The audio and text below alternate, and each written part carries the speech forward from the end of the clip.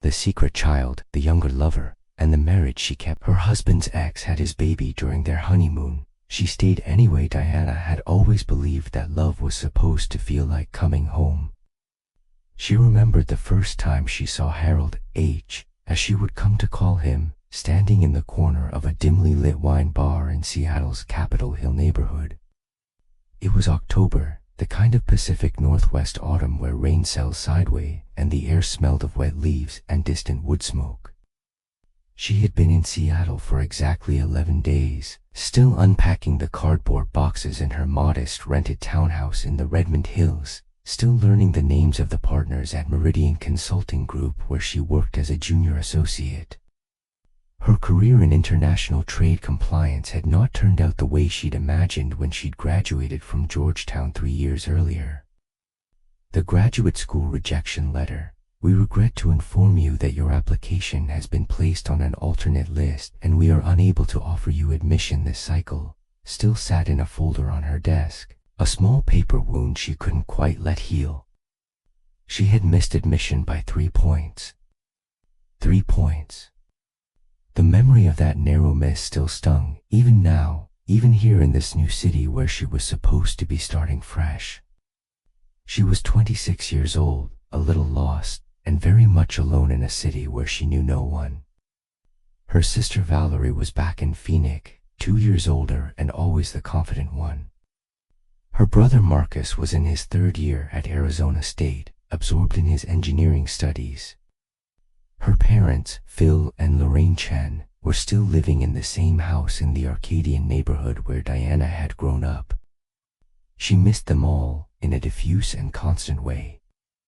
Seattle was supposed to be an adventure, a chance to reinvent herself, but in practice it felt like a slow descent into isolation. The consulting firm was demanding, the work was tedious, and her colleagues seemed, beneath the professional courtesy, to view her as an outsider who would probably leave within a year. Harold appeared like an answer to a question she hadn't yet formulated. He was 30, 4 years older than her, and he carried himself with quiet confidence. He was a venture investor specializing in enterprise software company, the kind of man who wore tailored shirts even on casual Fridays. His jaw was strong, his dark hair cut short, his eyes the color of strong coffee, warm but private. He was not handsome in any conventional sense. There was something too serious about his face, something almost professorial.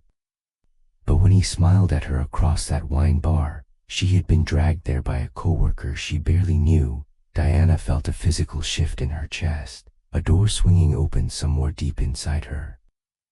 He bought her a glass of Sancerre.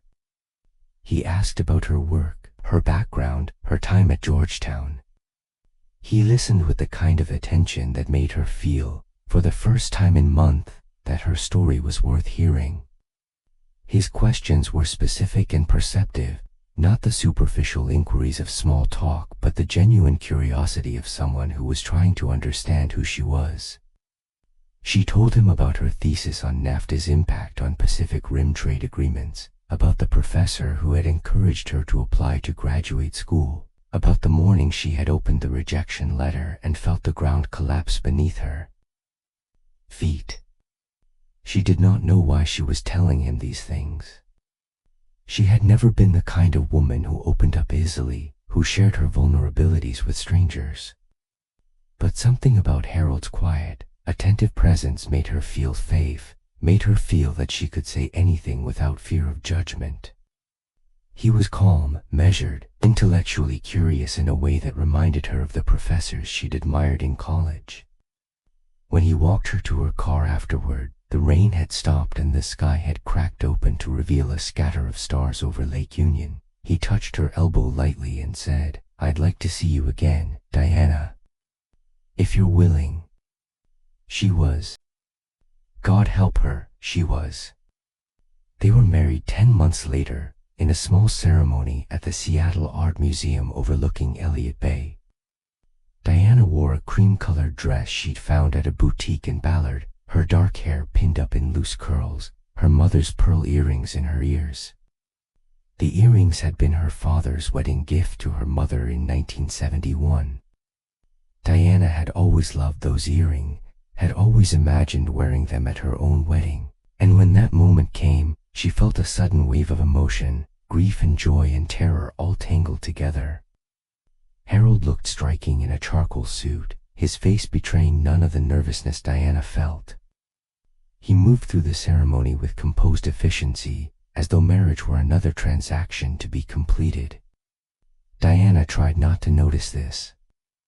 She told herself as calm was a sign of stability, the opposite of her own tendency toward anxiety. The ceremony was attended by 42 people, Diana's colleagues from Meridian, a few college friends, and on Harold's side, a sparse group of business associates and his elderly mother, Margaret, who had driven up from Portland. Margaret was 78, a retired professor of art history who had spent her career at Reed College. She had silver hair and sharp, intelligent eyes that missed nothing. When Diana had met her 2 months before the wedding, Margaret had asked her questions about her career and family that felt more like a job interview. "You're very quiet," Margaret had said, after Diana had answered a question about her graduate school plans. "I'm not sure what to say," Diana had admitted. "Harold doesn't talk about his childhood much." "No," Margaret had said, with a faint smile. "He wouldn't. He's very private, my Harold. Always has been. Even as a boy, he kept everything inside. Never cried, never tantrumed, never showed anyone what he was feeling." She had paused, her eyes fixed on Diana's face. "I hope you know what you're getting into."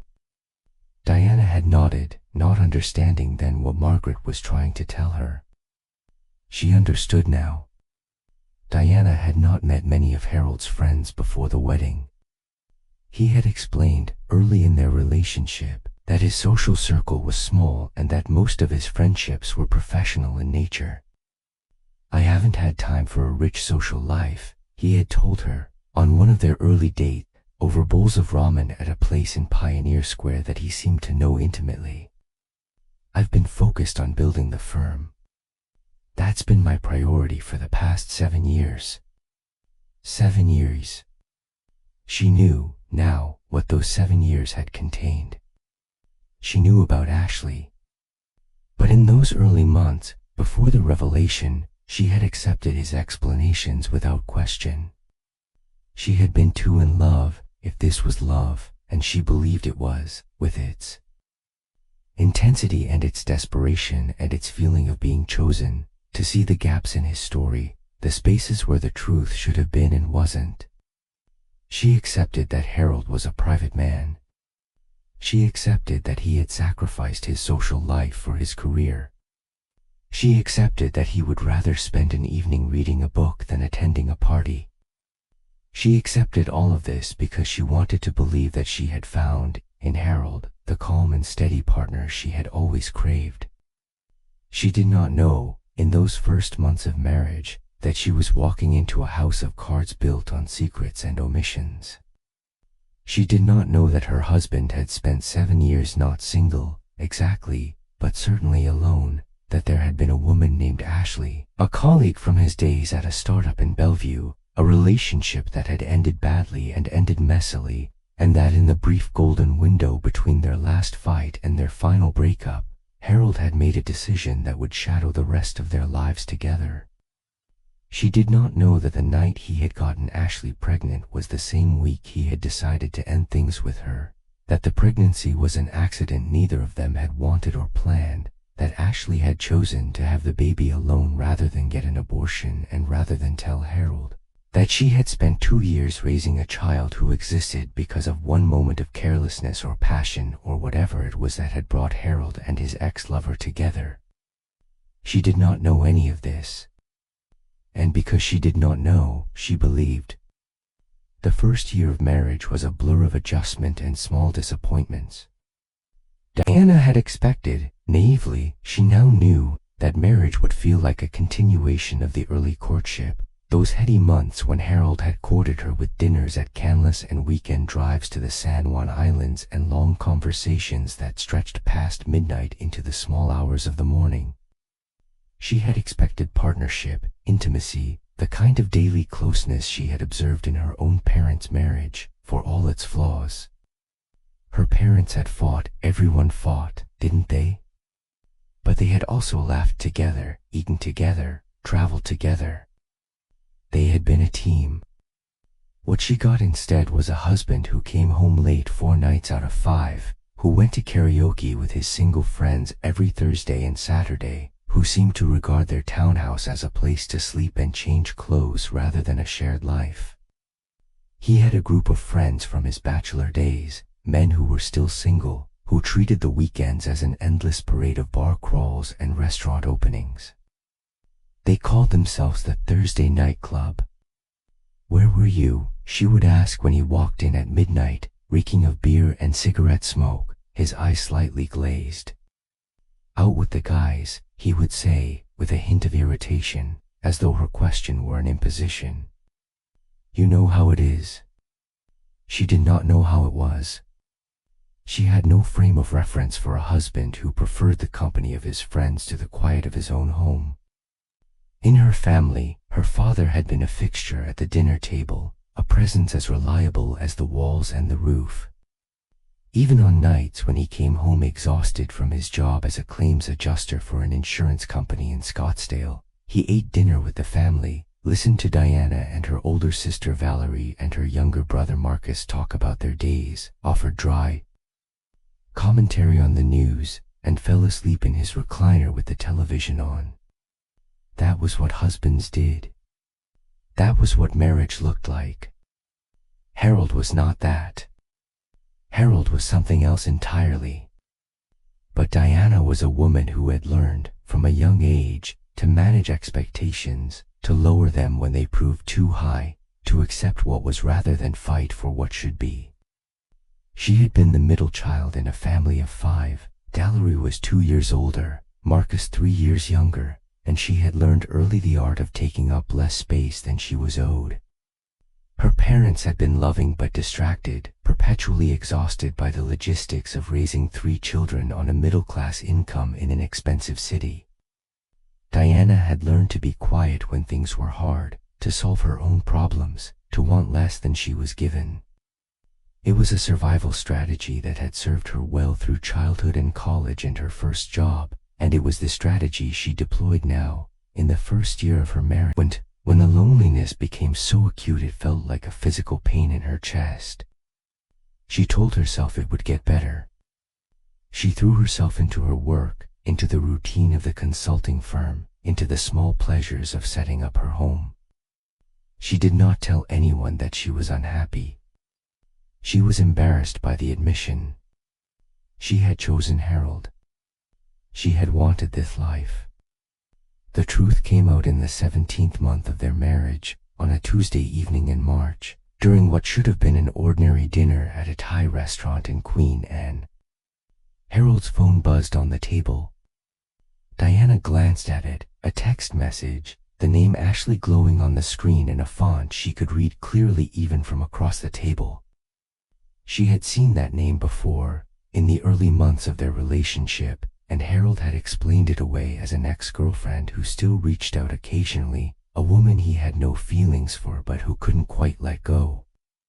Diana had accepted this, as she accepted so many things. She had not pressed for details. She had not asked about the nature of their relationship or the reason for its ending. She had simply nodded and moved on, filing the information away in the mental folder where she kept the things she had chosen not to examine too closely. But this time, instead of silencing the phone and ignoring it, Harold picked it up, read the message, and went pale. It happened so quickly that Diana almost missed it, a fleeting loss of color in his cheeks, a momentary widening of his eyes, but she saw it, and something cold settled in her stomach. "Harold?" Diana said. "What is it?" He set the phone face down on the table. "Nothing," he said. "Work." "Harold." He looked at her, and for a moment she saw something she had never seen in him before: fear. Raw, naked fear, the kind that stripped away his composure and left only the trembling animal beneath. His hands were shaking slightly as he reached for his water glass, and he drank from it in a single long swallow that emptied half the glass. "She had a baby," he said. His voice was barely a whisper, as though he were speaking to himself, as though he could not quite believe the words were coming out of his mouth. 2 years ago. She had my baby." Diana stared at him. The restaurant seemed to recede into a gray fog, the chatter of other diners fading to static. None of it seemed real. None of it seemed to belong to her world. "A baby," she said. Her voice sounded strange to her. Own ears, flat and hollow, the voice of someone else. "You have a child." "With another woman?" "Yes." "How long have you known?" "About an hour. She texted me tonight. She sent me a photo of the girl." Harold pressed his fingertips to his eyes, his breath coming in short, sharp gasps. "She looks like me, Diana. She looks like me." Diana felt something inside her crack, a fault line running through the foundation of her marriage. She thought of the honeymoon period, those first few months when she and Harold were still in the giddy throes of new love. She thought of the nights he had come home late, the weekends he had traveled for work, the gaps in his schedule he had never fully explained. She thought of Ashley, whoever she was, and the baby she had carried alone, the child who existed because of one moment of carelessness or passion or whatever it was that had brought Harold and his ex-lover together in the brief window before he met Diana.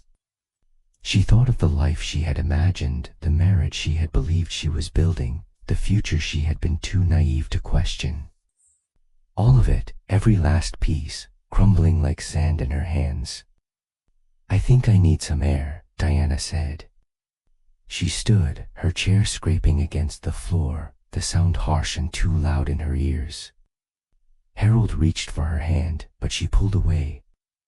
She walked out of the restaurant and stood on the sidewalk on Queen and Avenue, breathing in the cold March air, feeling the rain begin to fall in a fine mist against her face. She stood there for 10 minutes, 20 minutes, letting the rain soak through her coat, until Harold came out to find her. He was not wearing his coat. He looked diminished somehow, smaller than she had ever seen him, as though the revelation had stripped away not just his composure but his physical substance. He stood a few feet away from her, on the edge of the restaurant's pool of light, and watched her with eyes that were red-rimmed and desperate. "I want a divorce," she said, before he could speak. The words came out flat and certain, the words of a woman who had made a decision and would not be moved from it. Harold begged her not to. He wept in the parking lot, a man she had never seen weep before, a man whose composure had been his defining characteristic. He told her he hadn't known, that Ashley had kept it from him, that he had never wanted anyone but Diana. He told her he would cut all ties with Ashley, that he would pay child support but would have nothing to do with the child, that he would do anything to keep their marriage intact. Diana, who had spent her entire life lowering her expectations, who had learned to accept less than she deserved, made the decision that would define the next decade of her life. She stayed. The baby was named Lily. Diana learned this from Harold, in fragments, over the weeks following the revelation. Ashley had given birth to a healthy girl in June of the previous year. The previous year, Diana thought, the year before, while she and Harold were still in the giddy first months of their marriage, while they were planning their wedding and talking about their future and believing that they were building something real. Ashley had carried the pregnancy to term alone, had gone through the ultrasound appointment and the Lamaze classes and the long nights of uncertainty and fear without anyone beside her. She had filed for public assistance because Harold wasn't providing support, wasn't even aware, as far as she was concerned, that support was needed, and had begun the slow, grinding process of raising a child on her own. The pressure of single motherhood, the humiliation of applying for government aid, the sheer exhaustion of caring for an infant without a partner or a co-parent or anyone to share the burden, had worn on her for 2 years before she finally reached the conclusion that she could not do it alone anymore. She reached out to Harold not because she wanted to destroy his marriage, but because she needed help. She needed money. She needed someone to share the load. She had kept the pregnancy a secret, she explained in a letter Harold showed Diana a month later, because she had believed that Harold would try to take the baby from her, would use his money and his lawyers to force her into some kind of custody arrangement she was not prepared to accept. She had been afraid of him, in other words, afraid of the man who would become Diana's husband. Harold paid. He set up a trust fund for Lily, hired a lawyer to establish a formal visitation arrangement, and began seeing his daughter, his secret daughter, 2 weekends a month. Diana did not ask to meet Ashley. She did not ask to see the child. She pretended, for the sake of her sanity, that Lily did not exist. She buried the knowledge somewhere deep inside her, in the same place where she had buried her disappointments about graduate school and her loneliness in Seattle and a quiet ache that had lived in her chest since the day she walked down the aisle at the Seattle Art Museum. But something shifted after the revelation. Something fundamental and irreversible. The marriage that had been difficult before became something else, not better, not worse, but different. They moved through their shared life like two people sharing a house, connected by geography and finances, but separated by a chasm of distrust and unspoken resentment. They slept in the same bed, but the intimacy had drained away, replaced by a careful distance. She would lie awake at night, listening to Harold's breathing, feeling the space between their bodies like a physical gap, and wonder why she had stayed. She tried. God, she tried. She organized couples therapy sessions, sat in a therapist's office in the Magnolia neighborhood and spoke about her feelings while Harold listened with his jaw set and his hands folded in his lap. The therapist, a woman named Dr. Elaine Marsh, who had silver rings on almost every finger and a collection of crystals on her desk, encouraged them to rebuild trust through open communication and to create new patterns of intimacy. Diana came home from each session feeling hopeful, determined to try the exercises Dr. Marsh recommended, the communication technique, and the emotional check-ins and the scheduled date nights. She would suggest these things to Harold with enthusiasm, and he would nod and agree, and then nothing would change. The date nights would turn into maybe next week, and then maybe next month, and then forgotten entirely. The emotional check-ins would last for a day or two before lapsing back into the familiar silence. She read books about marriage and communication and the psychology of infidelity. She joined an online forum for wives of men who had committed financial infidelity. She typed out long posts about her feeling and received supportive responses from strangers, and for a few moments each day, she felt less alone. She suggested weekend getaways, new activities they could do together, a second honeymoon to the place where they had gone right after the wedding. Each overture was met with Harold's quiet resistance. Not refusal, exactly, but a kind of passive unwillingness to engage, as though he had decided, somewhere in the aftermath of the revelation, that the marriage was no longer worth fighting for. Or maybe it had always been like this. Maybe she had simply been too in love, in those early months, to see it clearly. Maybe Harold had always been this way, unavailable, distant, committed to his own life in a way that left no room for a partner. Maybe she had married a man who was not capable of being a husband, and maybe she had known this somewhere deep down, and maybe that was why she had been so willing to accept his explanations and his evasions and his careful distance. She did not know. She might never know. That was the nature of the past. It was a landscape you could view from many angles but never fully understand, because you could never go back and see it as it truly was. Mike appeared in the 4th year of the marriage, like a crack of sunlight through a shuttered window. He was 31, 4 years younger than Diana, and he worked as a senior analyst in Harold's venture capital firm, Argonaut Partners, which was headquartered in a glass and steel building in the Fremont neighborhood that Diana had always thought looked like a corporate version of a spaceship. He was tall and lean, with sandy brown hair that he wore a little too long and eyes the color of the Pacific in summer, a green so light it was almost hazel.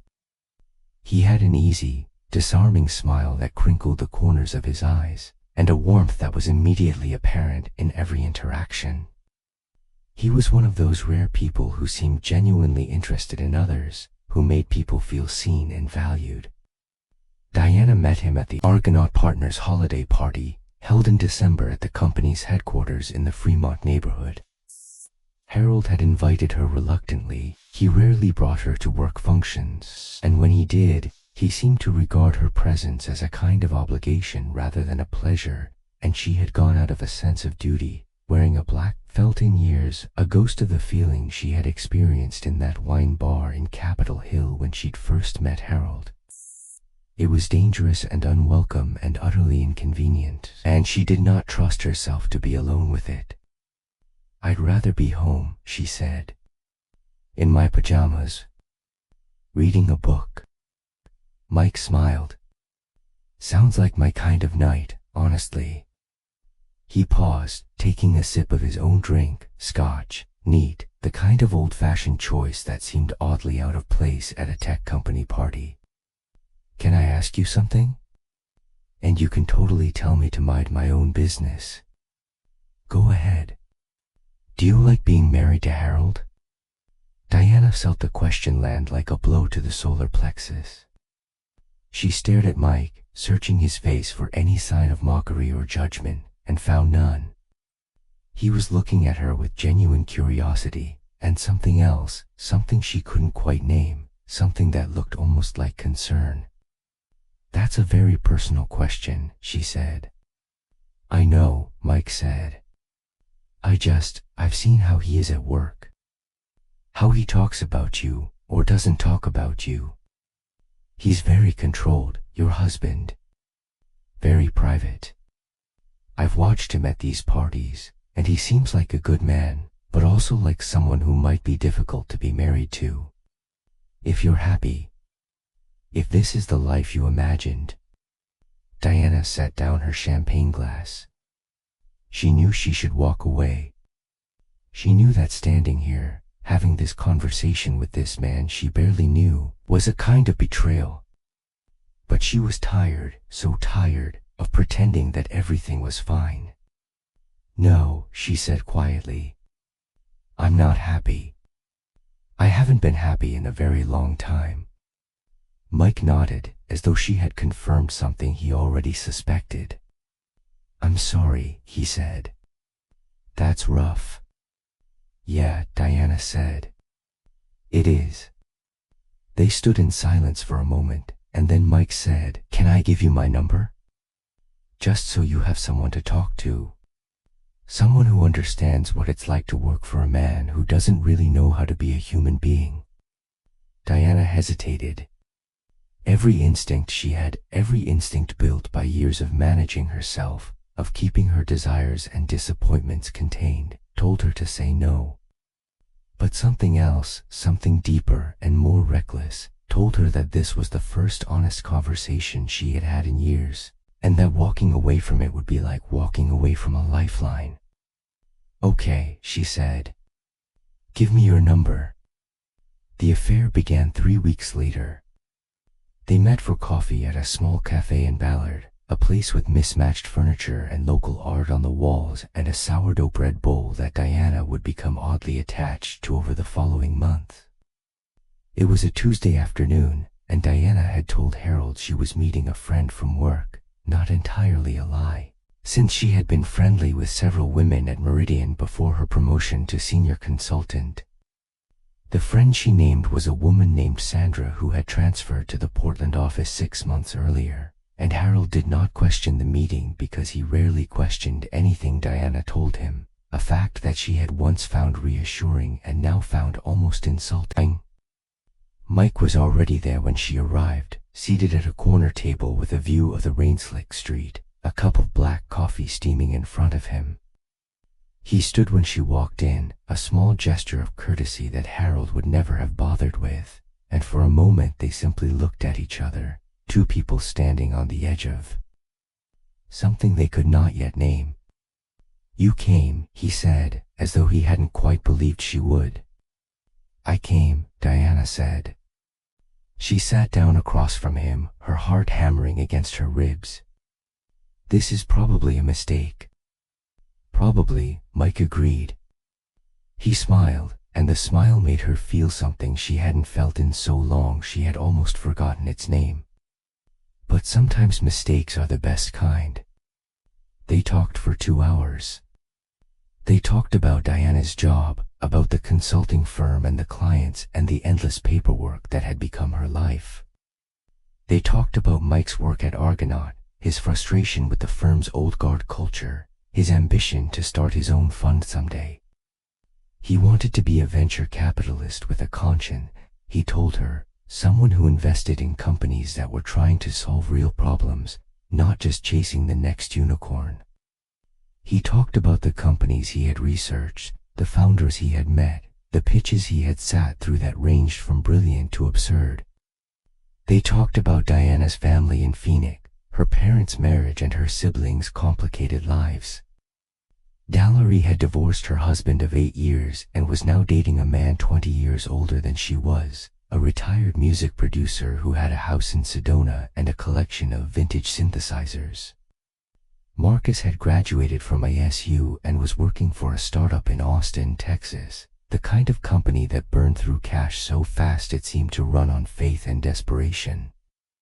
Diana's parents were still together, still bickering about the same things they had bickered about for 40 years, still finding their way back to each other after every argument.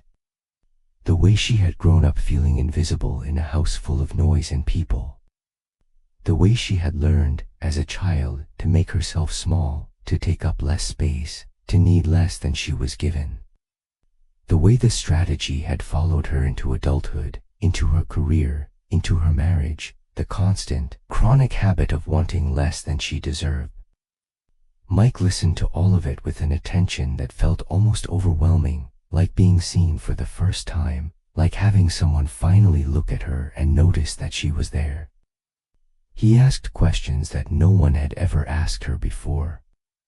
He remembered things she said and circled back to them later, a few minutes or an hour later, in a way that made her feel that her words mattered, that she mattered. "You're the most interesting person I've ever met," Mike said, when Diana paused for breath. "And I mean that." Diana felt herself blush. She was 34 years old, a married woman, a senior consultant at a respected firm, and a 31-year-old man in a coffee shop had just made her feel like a college student with a crush. It was absurd. It was exhilarating. It was terrifying. "You shouldn't say things like that," she said. "Why not?" "It's the truth." "Because I'm married." Mike nodded slowly. The playfulness faded from his face, replaced by something more serious. "I know," he said. "I've thought about that. Believe me, I've thought about it more than I should have. But here's the thing, Diana, I've watched you for the past year. I've seen the way you light up when you talk about things you care about, and I've seen the way you go quiet when Harold calls. I've seen the way you hold yourself, like you're always bracing for something. And I thought, nobody should have to live like that. Nobody should have to pretend to be okay when they're not. You don't know what my life is like." "No," Mike said. "I don't. But I'd like to. If you'd let me." Diana looked at him, really looked at him, and felt the last of her resistance crumble. She was not a woman who had affairs. She was not a woman who lied or deceived or broke promises. She had been raised with a clear moral compass, a strong sense of right and wrong, a belief that her choices should align with her values. She had been the kind of girl who did her homework on time and never talked back to her parents and went to church every Sunday until she left for college. She had been, in every measurable way, a good person.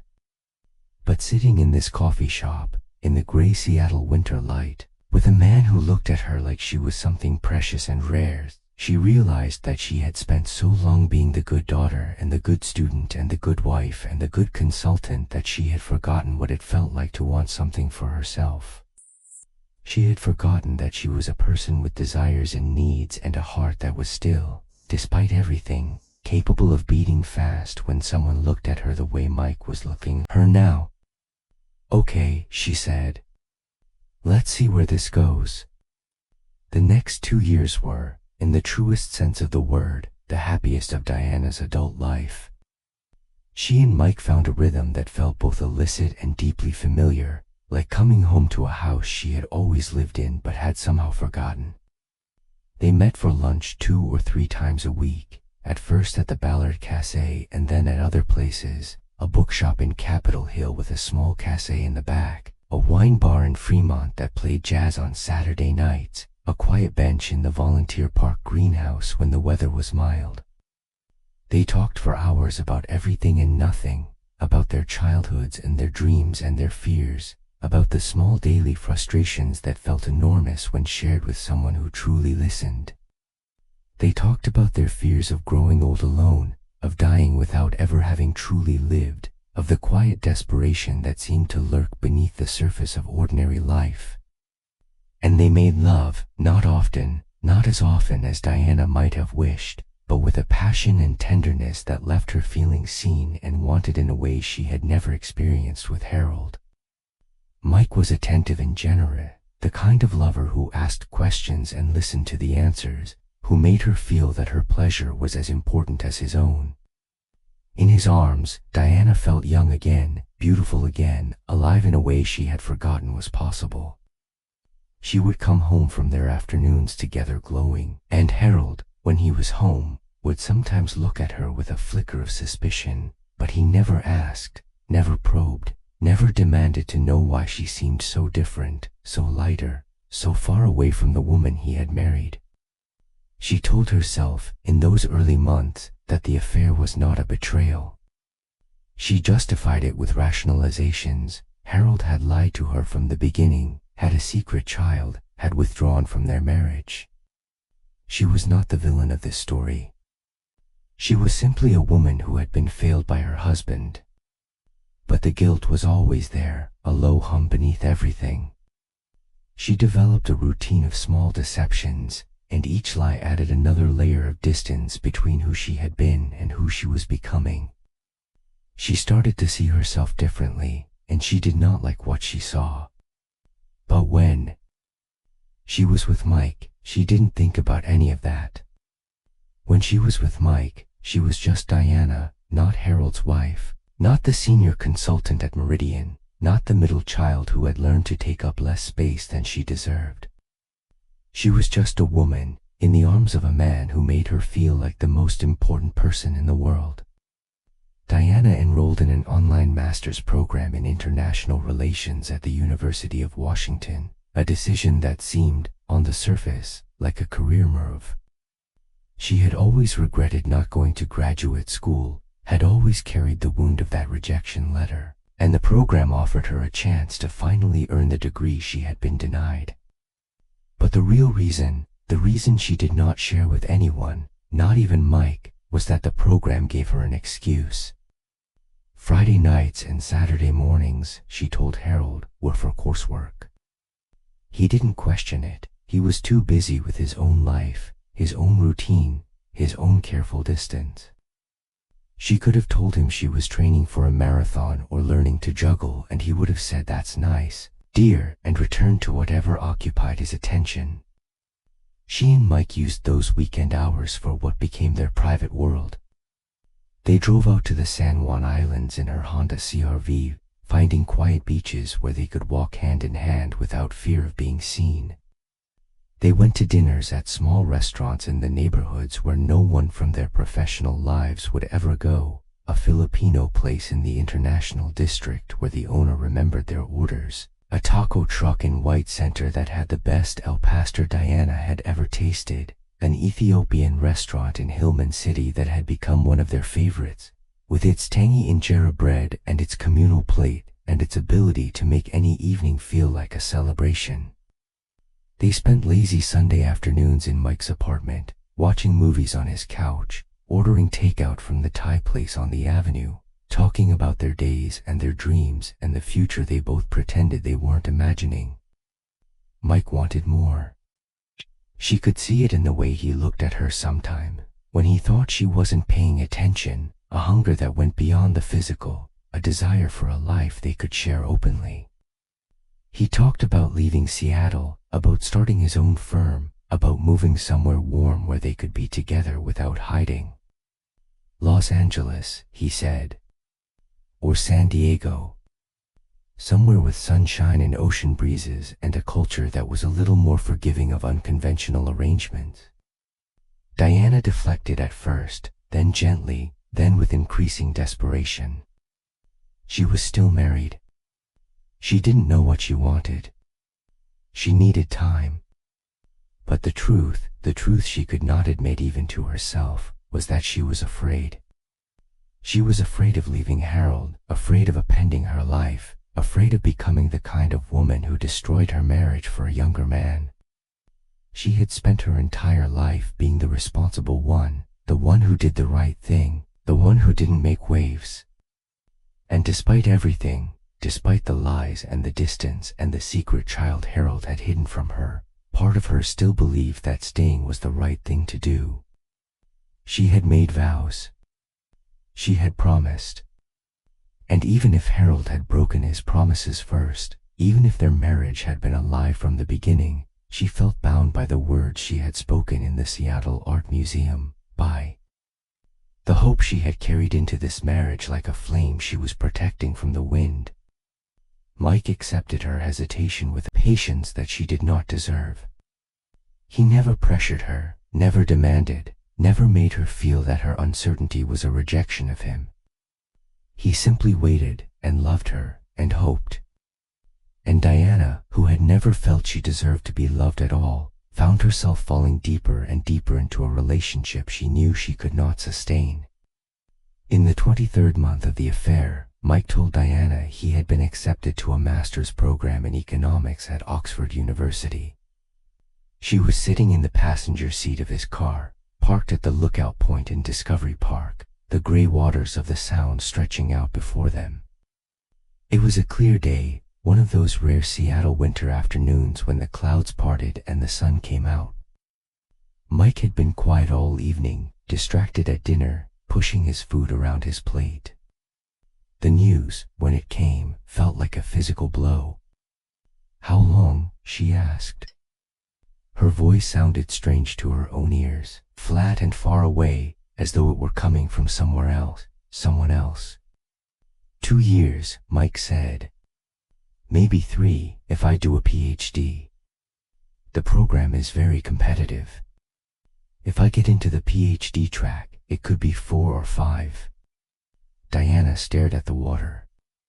She thought of all the weekends they had spent together, all the hours in that apartment, all the plans they had never quite made.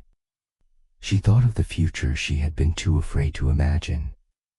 And she realized, with a clarity that felt like ice water, that she had waited too long. Now that future was leaving her. She thought about the night at Discovery Park, years earlier, when she had first told Mike the truth about her marriage. She had confessed everything, Ashley, the baby, the years of distance and silence, and he had listened without judgment, without anger, without the kind of moral condemnation she had feared. He had simply held her hand and said, "I'm sorry you had to go through that. You deserved better." Now, sitting in the same car, she felt the weight of all the times she had said not yet and maybe later and I need more time. She had given Mike something to hope for without ever delivering on that hope, and now hope itself was being taken away. "I'm glad," she said, and she meant it, even though every word felt like a small death. "This is an amazing opportunity. You deserve this." Mike reached for her hand. "Come with me," he said. "Diana, come with me. Leave Harold. We can figure it out. We can be together." She pulled her hand away. "I can't." "Why not?" She could have given him a dozen answers. She could have told him about the financial complications, the legal complications, the social complications of leaving a marriage after 8 years. She could have told him about her career, her reputation, the life she had built in Seattle that she would have to abandon if she left. She could have told him about the guilt she still carried, the sense that she had already betrayed Harold enough, that leaving would be the final betrayal. But the truth was simpler and more painful than any of those reasons. The truth was that she was afraid. "Because I'm not that person," she said. "I'm not the woman who leaves her husband for a younger man. I'm not the woman who destroys her life for love. I made a commitment, Mike. I have to honor it." Mike was quiet for a long time. When he spoke, his voice was thick with emotion. "I've loved you for 2 years," he said. "I've loved you more than I've ever loved anyone. And I've watched you stay in a marriage that makes you miserable because you think it's the right thing to do. But Diana, it's not the right thing. It's just a safe thing. And you deserve more than safe." Diana closed her eyes. She could feel the tears building behind her eyelid, the pressure of everything she had held back for so long. She thought of the life she might have had with Mike, the apartment they might have shared, the mornings they might have woken up together, the simple domestic pleasures of being with someone who truly left her. She thought of Oxford, of the dreaming spires and the ancient colleges and the possibility of a different kind of life, a life she had never allowed herself to imagine in concrete terms. She thought of the fear that had always lived inside her, the fear of wanting too much, of reaching for something and falling. "I know," she whispered. "I know I do. But I can't. Not yet. Maybe not ever." Mike nodded. He didn't argue.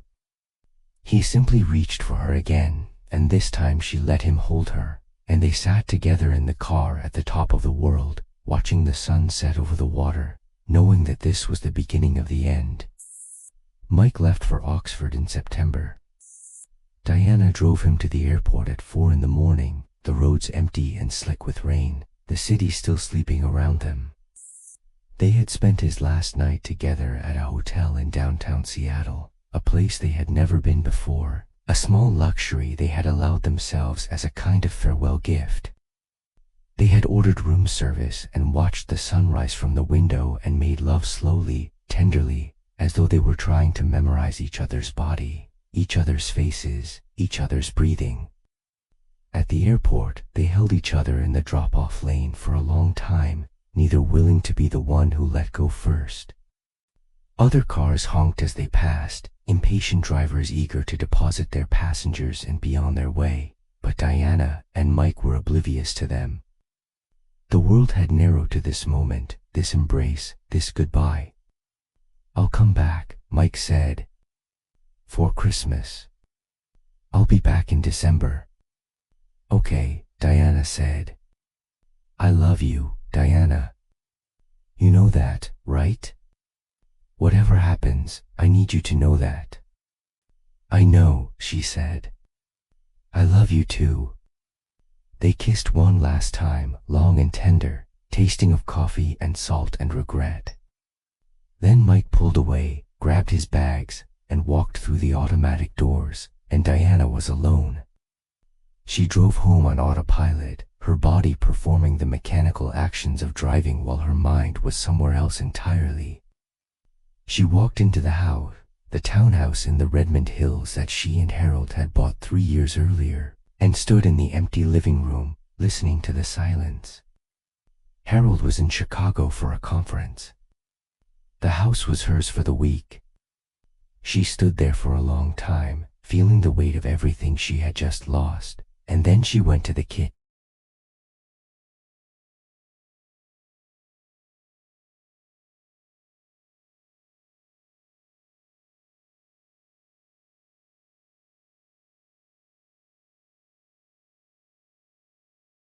Or her principal, or whatever it was that had kept her in a relationship that had not nourished her in any meaningful way for years. She did not know if she had made the right choice. She suspected she never would. The years that followed were quiet. Diana returned to the rhythms of her ordinary life, the life she had built with Harold, the life that felt less like a marriage and more like a business partnership between two people who shared an address and a tax filing status.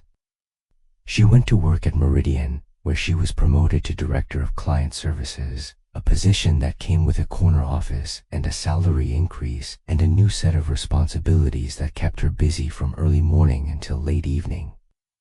She came home to a husband who still worked late, still went out with his friends, though the frequency had decreased, gradually, almost imperceptibly, still treated their home as a place to sleep and eat and occasionally watch television. She cooked dinner and read books and went to bed at a reasonable hour and tried not to think about Mike, though she thought about him constantly, in the small moments of her day, in the spaces between sleep and waking, in the hollow ache that had settled into her chest and refused to go away. She heard from him occasionally, an email at Christmas, a text on her birthday, a photo of the Oxford spires. He was doing well, he told her. He had met someone, a fellow graduate student named Catherine. Diana read each message multiple times, looking for some sign that he still thought of her. But there was nothing. Mike had moved on. And Diana was glad for him, even as she felt a fresh wave of grief. Harold changed. She noticed it first about 5 years after Mike left, when she came home from work one evening and found him in the kitchen, actually cooking pasta, of all things, a simple dish of garlic and olive oil and cherry tomatoes. He was alone, standing at the stove, humming tunelessly to himself, and when Diana walked in he looked up and smiled. "Thought I'd try something new," he said. "Thought maybe we could eat together tonight." They did eat together, and the meal was awkward and stilted, full of silences and half-started sentences. But something had shifted. Harold began, gradually, almost imperceptibly, to come home earlier. He stopped going to Thursday night karaoke, then Saturday. He started suggesting things, a movie, a walk around Green Lake, a weekend trip to the coast. Diana accepted these overtures with caution, not trusting them, waiting for the other shoe to drop. But the other shoe never dropped. Harold continued to change, continued to soften, continued to become the husband she had always wanted and never had. She learned the reason for his transformation from Margaret, his mother, during a phone call 6 months after the changes began. He went to see a counselor, Margaret said.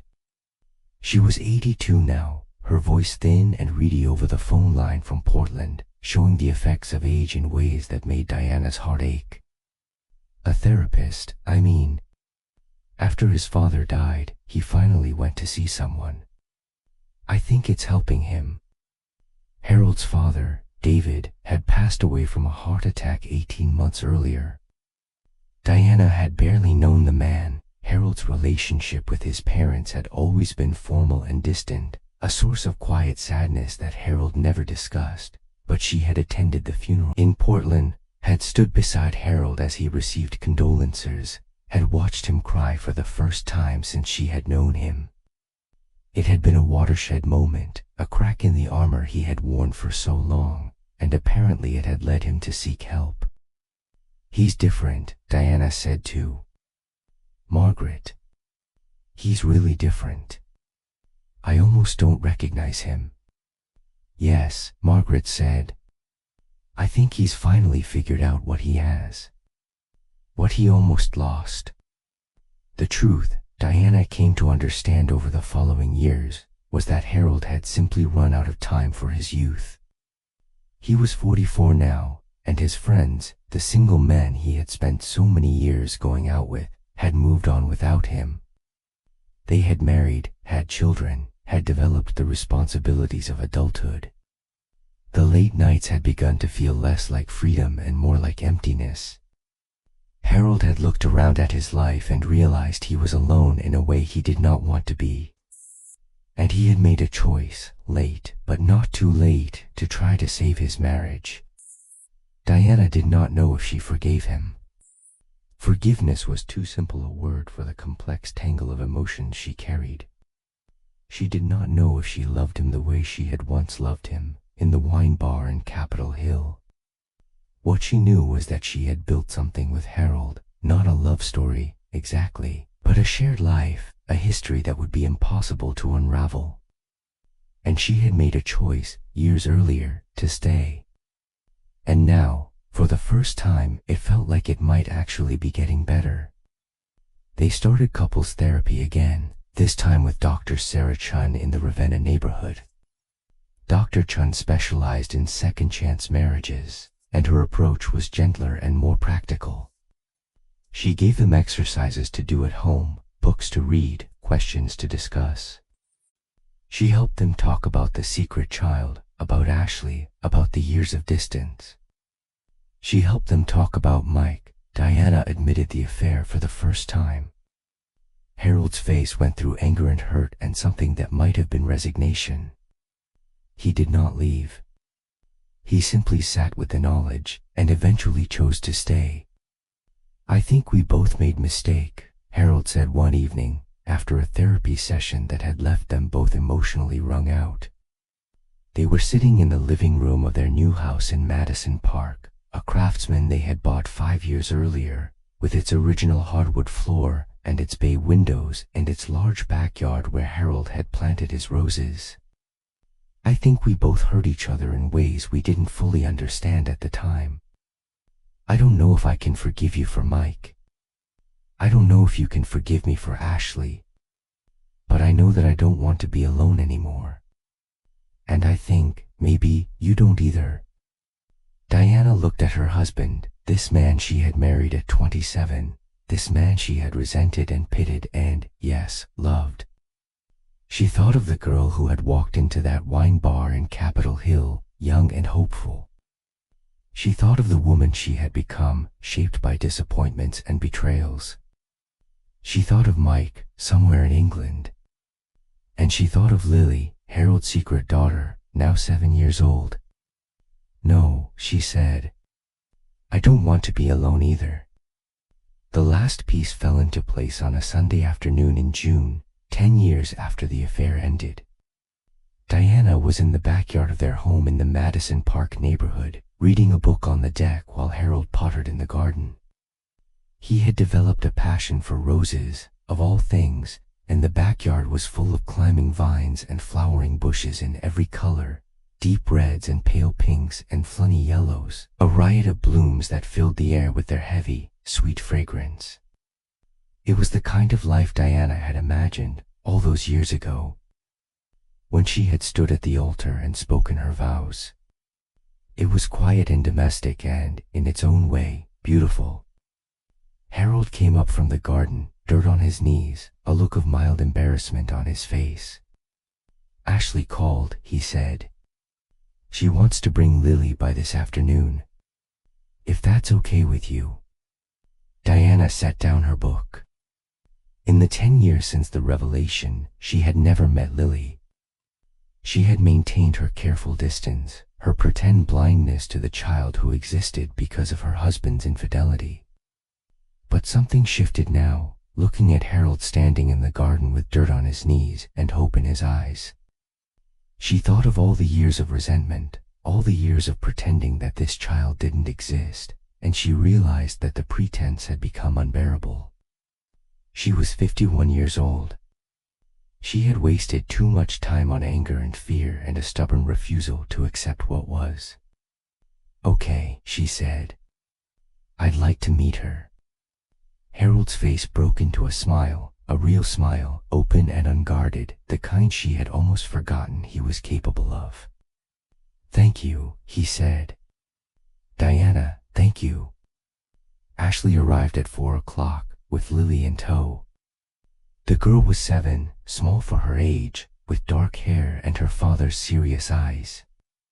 She was shy at first, but Diana knelt down and spoke to her gently. Within an hour the girl was running through the sprinklers, shrieking with laughter. "She's a wonderful child," Diana said. "She is," Ashley agreed. "I'm glad Harold found you. I'm glad he's finally awake." Present. They talked for a while, two women who had shared a man. Ashley told her about raising Lily alone, about the fear and the struggle. Diana told her about the marriage, the distance, and the silence. They did not become friends, the wound was too old, but they reached a kind of understanding. When Ashley and Lily left, Diana stood at the front door and watched them drive away. Gerald came up beside her, his hand finding hers in a gesture that felt, for the first time in their marriage, natural. "I'm sorry," he said quietly. "For everything." Diana was silent for a long moment. She thought of Mike, of the life they might have had together, of the love she had let slip through her fingers because she was too afraid to reach for it. She thought of the years she had spent in a marriage that had not nourished her, the loneliness she had carried like a stone in her chest, the slow erosion of her faith in love and in herself. And she thought of this moment, this quiet Sunday afternoon in Seattle, her husband beside her, the roses blooming in the garden, Lily's laughter still echoing in her ears. "I know," she said. "I know you are." She did not say she forgave him. She was not sure she ever would. But she squeezed his hand, and she leaned into him, and for the first time in a very long time, she felt something that might have been peace. The question haunted her, in the quiet moments, in the spaces between sleep and waking, in the long hours she spent alone while Harold was at work. Was it worth it? Was the affair worth it? The guilt and the secrecy and the years of carrying a secret that ate at her from the inside. The love she had found and lost. The man she had let go because she was too afraid to leave. She did not know. She suspected she never would. What she knew was this: Mike had made her feel alive in a way she had forgotten was possible. He had shown her what love could look like, not the quiet desperation of her marriage, but the heat and the hope and the fierce joy of being seen. He had been a window into another life, a life she had chosen not to enter, and she would carry the memory of that window with her for the rest of her days. But she also knew that the life she had built, the marriage she had stayed in, the husband who had finally woken up, the home she had made in Seattle, the roses blooming in the garden, was hers. It had been hard-won, purchased with years of pain and sacrifice and the slow, patient work of learning to accept what she could not change. It was not the love story she had imagined when she was 26 years old, standing in a wine bar in Capitol Hill with a man whose secrets she did not yet know. But it was real. It was hers. And in its own imperfect way, it was enough. Harold came home from work that evening and found her in the kitchen, cooking, pasta again, garlic and olive oil and cherry tomato, his recipe, which she had learned to make her own over the years. He wrapped his arms around her from behind, and she leaned into him, and for a moment they stood together in the fading light, two people who had hurt each other and survived, who had lied and been lied to and somehow, against all odds, found their way back to something that looked like love. "Diana," Harold said quietly, "I'm glad you're here." She closed her eyes. She thought of Mike, of Oxford, of the life they would never have. She thought of the choices she had made and the choices that had been made for her, the tangled web of circumstance and fear and hope that had brought her to this moment, to this quiet house on a quiet street in a city she had come to love. "I know," she said. "I'm glad too." Years later, when Diana was 61 and Harold was 65 and the roses in the garden had grown so tall they covered the entire back fence, she would think back on her life and realize that it had been shaped, more than anything else, by two men. Harold, who had lied to her and betrayed her and stayed. Harold, who had been absent and cold and distant for so many years that she had forgotten what it felt like to be married to a partner rather than a roommate. Harold, who had finally woken up, too late, but not too late for her, and become the husband she had always wanted. She did not love him the way she had once loved him, in those first giddy months when everything had seemed possible.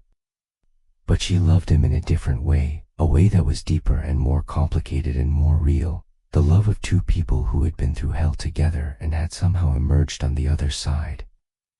And Mike, who had loved her with a ferocity and a tenderness that she had not known existed.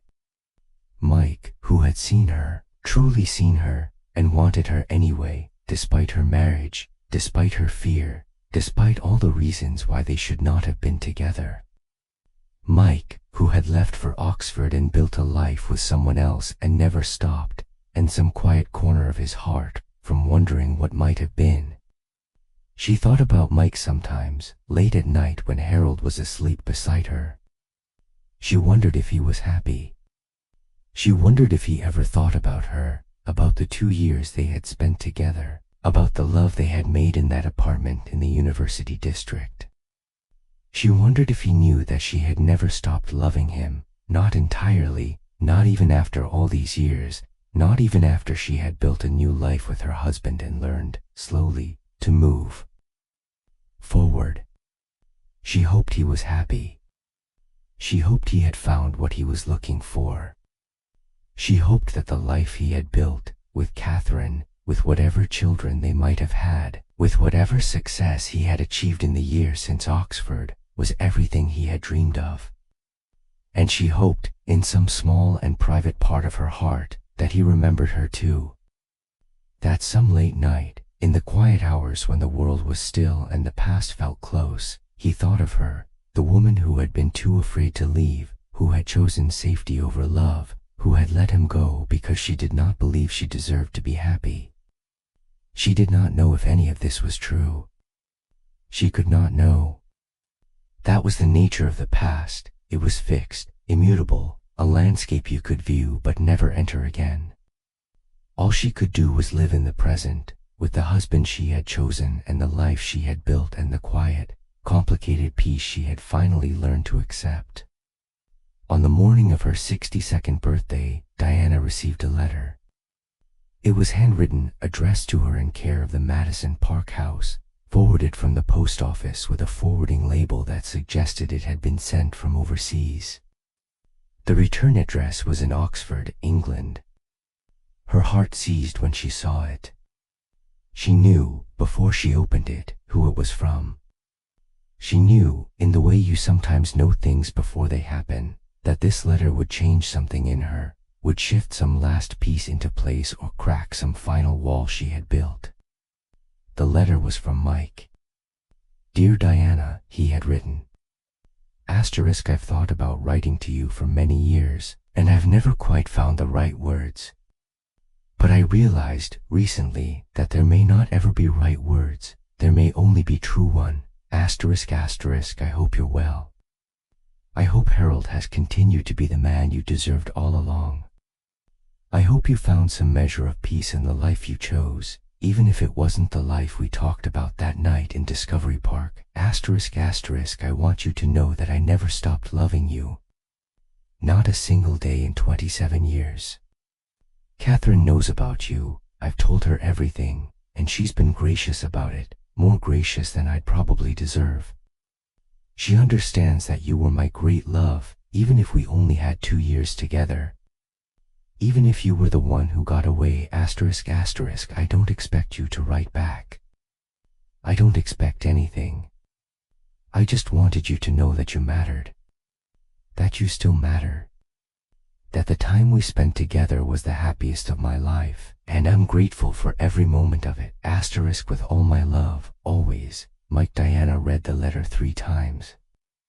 Then she folded it carefully, put it in an envelope, and placed it in the drawer of her nightstand where she kept other important papers, her passport, her marriage certificate, the rejection letter from graduate school that she had never been able to throw away. She sat on the edge of her bed for a long time, looking out the window at the roses in the garden, feeling the weight of the past pressing against her chest. She thought of Mike, 71 now, probably gray and distinguished, living somewhere in England with Catherine and whatever life they had built together. She thought of Harold, downstairs in the kitchen, probably making her breakfast in bed the way he had taken to doing on special occasions. She thought of the choices she had made all those years ago, and the way those choices had led her to this moment, too. This quiet house on a quiet street in a city she had come to love. She did not know if she had been happy. Happiness was too simple a word for the complicated tangle of feelings she carried, love and regret and grief and gratitude, all woven together into something she could not separate into its component parts. What she knew was that she had lived.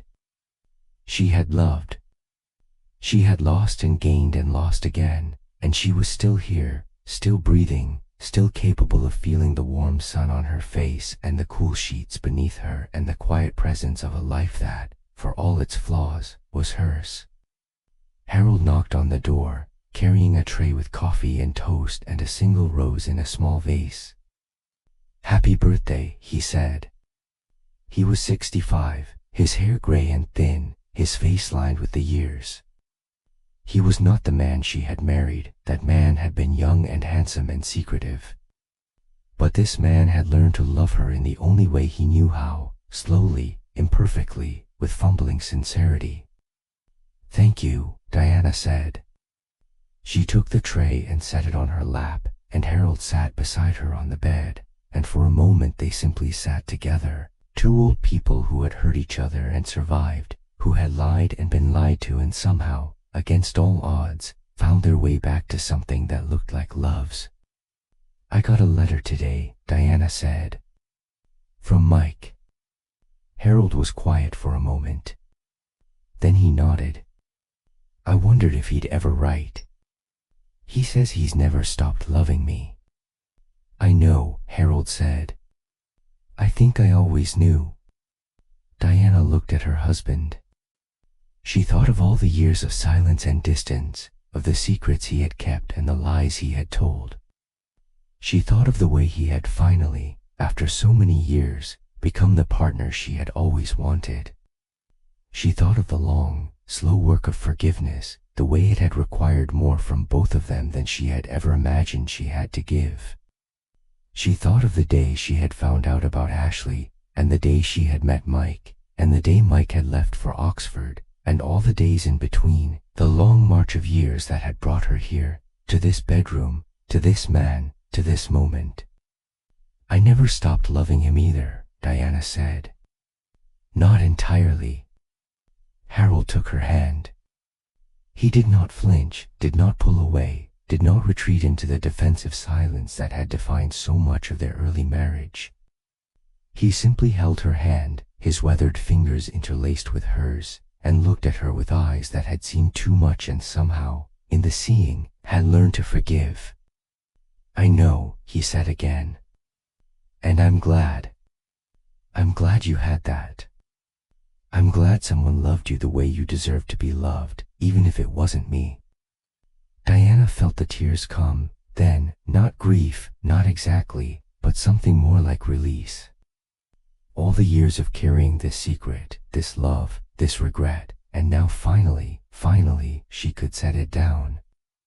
She could let it be what it was, a beautiful thing that had happened to her, a gift she had been given and a gift she had given in return, even if it had not lasted. It did not diminish her marriage. It did not diminish the life she had built with Harold. It was simply a part of her story, a chapter that had closed but that she could look back on with something other than shame. "Thank you," she whispered.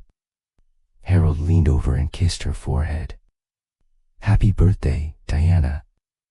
I love you." "I love you too," she said. And she meant it, in whatever way the word had come to mean after. 35 years of marriage, with all its failures and its redemptions, its lies and its slow, hard-won truths. That evening, Diana went out into the garden alone. The roses were in full bloom, covering the fence and spilling over the walls, filling the air with their heavy, sweet scent. The sun was setting over the Olympic mountains, painting the sky in shades of orange and pink, and the light soft and golden on the petals. She stood among the roses and thought about her life. She thought about the girl she had been, the one who had walked into that wine bar in Capitol Hill and felt the world shift. She thought about Harold, about Mike, about all the men and women who had shaped her, who had loved her and disappointed her and made her the woman she had become. She thought about the choices she had made, and the choices that had been made for her, and the way that life, in the end, was not a story of right and wrong but a story of survival, of finding a way to keep going even when the going was hard. She thought about Mike's letter, and the love he had carried for her all these years. She thought about Harold's quiet acceptance, the grace he had shown in acknowledging that she had loved someone else, that she still carried that love inside her. She thought about the strange alchemy of marriage, the way it could survive betrayal and infidelity and years of silence, if both people were willing to do the work. She thought about her parents, still together after all these years, still bickering about the same things, still finding their way back to each other. Maybe that was what love really was, not a grand gesture or a perfect match, but the daily choice to stay, to try, to keep showing up even when it was hard. Thank you for reading The Secret Child, The Younger Lover, and The Marriage She Kept. If this story resonated with you, please consider subscribing to Noah's Awakening for more slow burn, midlife romance stories that explore the complicated terrain of love, marriage, and the choices that shapeth. We publish new stories every week. Subscribe now and never miss a post. #hashtag epilogue. The letters she never sent. Diana kept a box under the bed. It was a plain cardboard box, unremarkable. Harold had never asked about it. In the later years of their marriage, he had learned not to ask about the things Diana kept private. Inside the box were letters. 37 of them, written in the years after Mike left for Oxford. She had never sent any of them. The first letter she wrote the night he left, sitting at the kitchen table in the hours after he walked through the automatic doors at SeaTac. 4 pages about how much she missed him already, how the house felt unbearably empty without him. She had folded it and put it in the box instead of mailing it. By morning, she had decided it was too raw, too honest, too dangerous to send. The second was written 3 months later, during Christmas, when Mike came back to Seattle and they met at the same cafe in Ballard. He looked different, older, more serious, and Diana realized he was already moving on without her. She asked him to wait. She had not sent that one either. The third letter, and the fourth, and all the others, each a different version of the same confession, the same desperate question. She wrote when she was happy and when she was sad, when Harold was kind and when he was distant. She wrote in the middle of the night and during her lunch hour, on her birthday and on no particular day at all. She never sent them. Perhaps she was afraid of the answer. Perhaps committing her feelings to paper would mean committing to a course of action she wasn't ready to take. Perhaps she simply liked having somewhere to put the feelings, a place where they could exist without having to be resolved.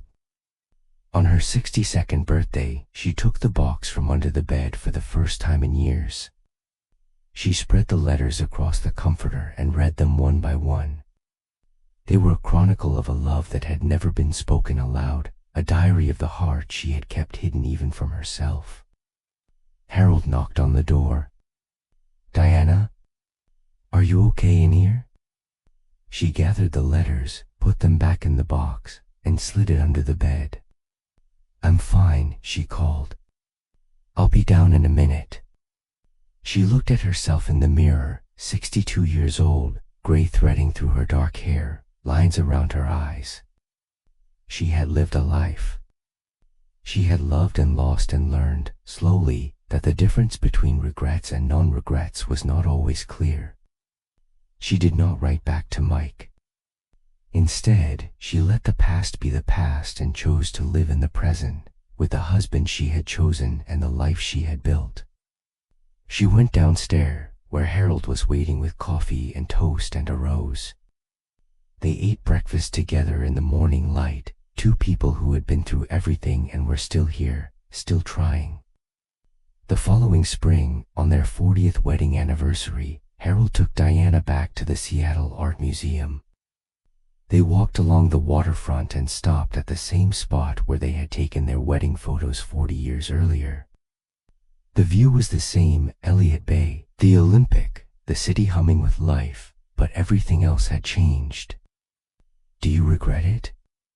Diana asked. "Staying with me? After everything?" Harold was quiet for a long time. "I regret the years I wasted not paying attention to you," he said. "But I don't regret staying." Diana took his hand. "I used to think love was supposed to be easy. That if it was right, it would just work." "Maybe love is supposed to be hard," Harold said. "Maybe that's how you know it's real." She thought about that. She thought about Mike, about the ease of those 2 years, about how love had felt like coming home. And she thought about Harold, about the struggle and the pain and the slow work of learning to love someone who had hurt her. She did not know which had been more real. She suspected they both had been. "Maybe," she said. They walked back to the car, hand in hand. Diana did not look back. This is the story Diana might have told if she had ever found the words. It is a story about love and loss and the mercy of second chances. #extended epilogue. The weight of unspoken years. Harold retired from Argonaut Partners at 67, the firm having been sold to a larger venture capital conglomerate the year before. "You always were a bad liar." He smiled, and the smile made him look younger somehow, reminded her of the man he had been when they first met. "What are you worried about?" Diana was quiet for a long time. Then she said, "I'm worried about what happens when you're not here." Harold nodded slowly. He had been thinking about the same thing, she realized. They had both been carrying the same fear, the same unspoken awareness of what was coming, even if it was still years away. The difference was that Diana had always been the one who spoke about the difficult things, who named the fears that Harold preferred to avoid. "I know," Harold said. "I've been worried about it too." "What do you think happens?" Harold considered the question. He was 73, his hair fully white now, his face lined with the years. He had changed so much since those early days of their marriage, when he had been distant and secretive and so careful not to let anyone see what he was feeling. He was still reserved, some things never changed, but he had learned, over the decades, how to be present, how to show up, how to love in a quiet, practical way that was the only way he knew how. "I think we keep living," he said finally. "I think we keep having breakfast and dinner and walks around the neighborhood. I think we keep watching the sunset and arguing about the news and falling asleep on the couch during movies. And when one of us is gone, the other one keeps going. Because that's what you do. That's what we've always done." Diana reached for his hand. His skin was papery now, thin with age, but his grip was still strong. "I'm scared," she said. It was the first time she had admitted this to him, or perhaps to anyone. "I know," Harold said. "Me too." They sat together in the fading light, Two old people who had been through everything and were still here, still holding on. The roses in the garden were in full bloom, and the air was thick with their scent, and somewhere in the distance a dog was barking, and the world was going on around them exactly as it always had, indifferent to their small fears and their small hopes. "I want you to know something," Diana said. "I want you to know that I'm glad I stayed. I'm glad I stayed with you. Even after everything, even after Ashley and Mike and all the years we lost, I'm glad I stayed." Harold's eyes were wet. He did not try to hide it. "I'm glad you stayed too," he said. "I'm glad you gave me a second chance. I know I didn't deserve it." "No," Diana said. "You didn't. But I gave it to you anyway. And I'm glad I did." The truth Diana had come to understand in these final chapters of her life was that love was not a single thing. It was not the breathless passion of the wine bar or the tender intimacy of the affair with Mike or even the quiet companionship of her later years with Harold. It was all of these things, and none of them woven together into something that could not be untangled or analyzed or understood. It was messy and imperfect and full of regrets, and it was also, in its own way, beautiful. She had loved 3 men in her life. She had loved Harold, in the beginning, with a ferocity that had blinded her to his faults. She had loved Mike, in the middle years, with a tenderness that had shown her what she was missing. And she had loved Harold again, at the end, with a love that was chosen rather than discovered, built rather than stumbled upon. She did not know which love had been the truest. She suspected they had all been true, in their different seasons. What mattered was that she had loved, fully and completely, even when it hurt. She thought about the saying she had heard once, that men only value family when they have had enough playing around. She had not understood it when she was younger. But now, at 70, she understood. Harold had needed those years to come to her. Some people cannot appreciate what they have until they have lost it. His transformation was a sign of growth, and the years she had spent waiting had been worth it. But she also understood that her own transformation had been just as important.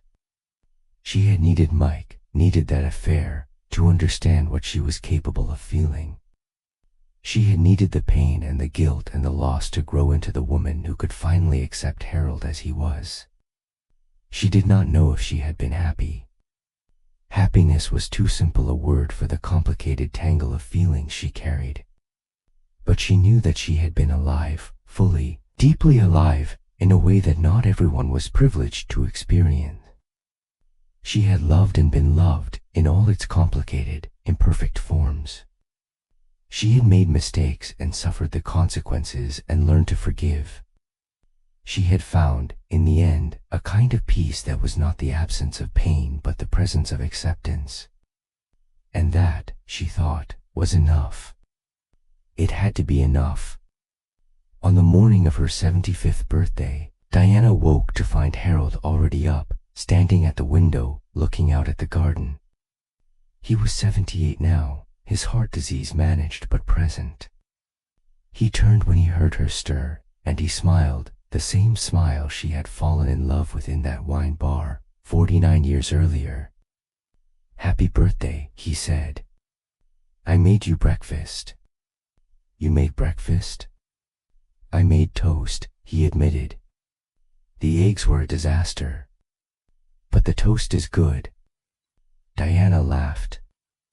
It was a good laugh, she realized, a laugh that came from somewhere deep and genuine. She was 75 years old, and she was laughing at burnt eggs and imperfect toast, and she was happy. Not perfectly happy, not without shadows or regrets, but happy in the way that mattered, the quiet, hard-won happiness of a woman who had finally learned to accept her life for what it was. "Come here," she said. Harold crossed the room and sat beside her on the bed, and she took his hand, and they sat together in the morning light, two old people who had been through everything and were still here, still holding on. I love you, Diana said. It was not the first time she had said it in these later years, but it felt different now, heavier with the weight of all the years behind them. I love you too, Harold said. More than I ever knew how to say. They sat together for a long time, not speaking, simply being. The sun rose over the Olympic Mountains, and the roses in the garden began to open, and somewhere in the neighborhood a dog was barking and children were laughing, and the world was going on exactly as it always had, indifferent and beautiful and full of the small moments that made up a life. Diana closed her eyes and leaned into her husband, and she thought about Mike, about Oxford, about the life they would never have. She thought about the choices she had made and the choices that had been made for her, the tangled web of circumstance and fear and hope that had brought her to this moment. She thought about the girl she had been, the one who walked into that wine bar at 26 and felt the world shift, and she wondered if she would recognize herself now, if that young woman would understand the old woman she had become. She hoped so. She hoped she would understand that the path had been worth it, even the detours, even the wrong turns. She hoped she would see that the love had been real, all of it, even the painful parts. She hoped she would forgive herself, finally. The sun was fully up now, filling the room with light. Harold squeezed her hand, and she squeezed back, and together they began another day.